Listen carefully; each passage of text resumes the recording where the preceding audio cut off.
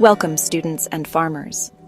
Today we're diving into the world of soil science to uncover how elemental sulfur can rescue your salty, calcareous soils. Now, if you're dealing with high soil salinity, you know it's a major headache for plant growth. Salty soil can lead to poor water uptake, nutrient imbalance, and can even be toxic to plants. But there's a solution that might be sitting right under your nose. Elemental sulfur. Elemental sulfur isn't just for fireworks or fungicides. When applied to soil, it gradually transforms into sulfuric acid thanks to soil bacteria. This slow acidification process is brilliant for calcareous soils, which are typically high in calcium carbonate. Here's the science bit. When sulfur converts to sulfuric acid, it reacts with calcium carbonate in the soil, forming soluble calcium sulfate or gypsum.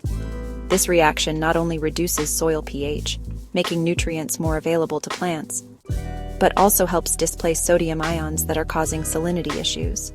So, how do you use elemental sulfur effectively?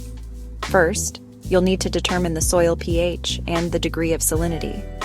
For this, a soil testing kit or sending samples to a lab can give you precise results.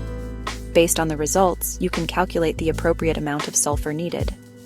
A general guideline is around 1 to 2 tons of sulfur per hectare, but this can vary. It's crucial to evenly distribute the sulfur and mix it thoroughly into the topsoil, ideally before planting. Patience is key here.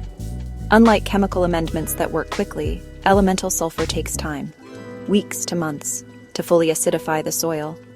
But the long-term benefits are worth it. Also, don't forget to monitor the soil regularly. After applying sulfur, continue to test the soil pH and salinity to ensure it's moving in the right direction. So there you have it. Elemental sulfur is a powerful natural amendment for managing soil salinity in calcareous soils.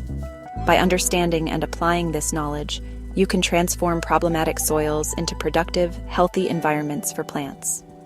Thanks for watching. If you found this video helpful, don't forget to like, subscribe, and leave your questions in the comments below. Keep exploring and happy planting.